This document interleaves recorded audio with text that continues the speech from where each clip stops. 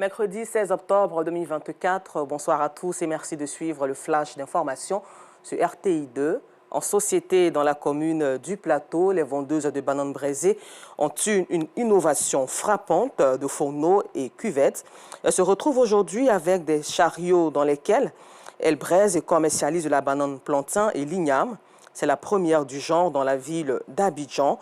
Les clients sont ainsi impressionnés par cette progression dans le monde de l'entrepreneuriat. Le témoignage d'Assi Tandiara, Enza Traoré et Eliane Nguessan ce soir. Et toujours en société, la coopérative des commerçants et importateurs des produits vivriers de Côte d'Ivoire a organisé une assemblée générale ordinaire le week-end dernier afin d'améliorer leurs conditions d'activité génératrice de revenus.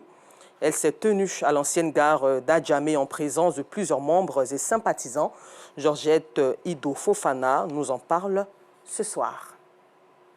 Au chapitre éducation, l'incursion du programme de mémorisation du Coran, en plus de l'enseignement général, intéresse de plus en plus les écoles confessionnelles islamiques. Les acteurs de ce système éducatif sont d'ailleurs convaincus qu'au soir de leur formation, les élèves ayant acquis cette formation bénéficient des mêmes chances de réussite que ceux des écoles laïques. Ils estiment même que ces élèves peuvent contribuer efficacement à l'essor économique et social de la Côte d'Ivoire. Reportage. Quartier Plateau d'Okui dans la commune d'Abobo, Zakaria Kone est un pur produit de l'école de mémorisation du Coran. Après son cursus scolaire, Zakaria a tout de suite voulu transmettre son savoir-faire aux jeunes générations. Il s'est alors investi dans l'éducation en créant des écoles confessionnelles islamiques spécialisées dans la mémorisation du Coran. Comme à son habitude, ce Hafiz Quran supervise la séance de mémorisation à la mosquée de l'école avant de se rendre en classe pour dispenser les cours. Une fois au bureau, il dresse le bilan journalier et procède à la prochaine programmation. Selon lui, le Hafiz Quran est un acteur de développement de son pays. J'ai vu qu'il y avait un vide de mémorisation du Coran chez nous ici en Côte d'Ivoire. On a créé des écoles de mémorisation du Coran en Côte d'Ivoire. Alhamdulillah, aujourd'hui, la Côte d'Ivoire représente mondialement notre objectif de création de l'école, d'avoir des citoyens. Il mémorise le Coran, mais il est docteur. Il est un opérateur économique qui connaît sa religion, qui connaît le Coran. Ici au quartier Avocatier, dans cette autre école dans la commune d'Abobo, Ahmad Silla, fondateur, a pour passion l'enseignement des techniques et le sens social de la mémorisation du Coran, utile au bien-être communautaire des élèves. Nous sommes une école confessionnelle, donc le Coran c'est une grande base chez nous. Notre credo est utile pour soi-même, est utile pour sa famille, est utile pour ses frères, maintenant est utile pour le grand public qui est cette société. Toujours dans la commune d'Abobo, au quartier Akeikwa, le responsable pédagogique de cet établissement confessionnel islamique accorde aussi bien du crédit au programme de mémorisation du Coran qu'à l'enseignement général. Il est persuadé que cette formation offre les mêmes opportunités d'emploi à ses élèves. Les enfants au sortir d'ici, il faut dire qu'ils ont d'abord les mêmes chances que tous les autres élèves. Ça, c'est la base.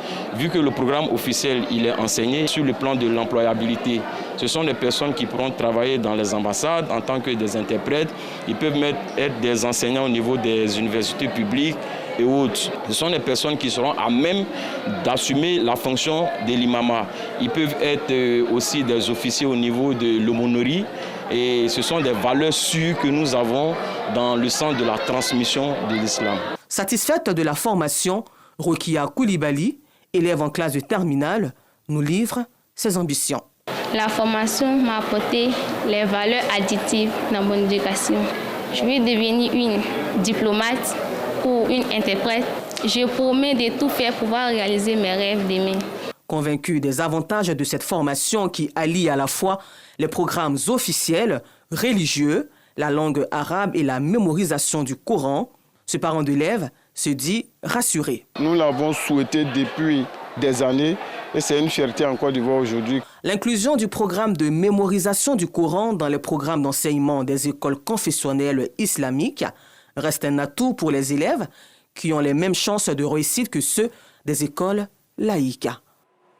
Hors de la Côte d'Ivoire au Kenya, l'audition du vice-président Rigathi Gachagua a débuté ce mercredi 16 octobre au Sénat. La semaine dernière, l'Assemblée nationale a voté à une large majorité sa destitution pour violation de la Constitution, sédition, incitation à la division ethnique et corruption.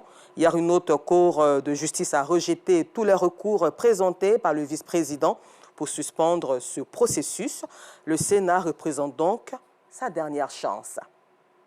Et puis terminons ce flash d'information en France où la Commission des finances de l'Assemblée nationale a officiellement demandé ce mercredi 16 octobre à être dotée des pouvoirs d'une commission d'enquête pour déterminer les raisons du dérapage du déficit public qui, selon l'exécutif, pourrait atteindre les 6,1% du PIB en 2024. Encore merci à vous de nous avoir suivis. Rendez-vous à 19h30, toujours sur RTI2, mais cette fois-ci pour le temps d'information complet.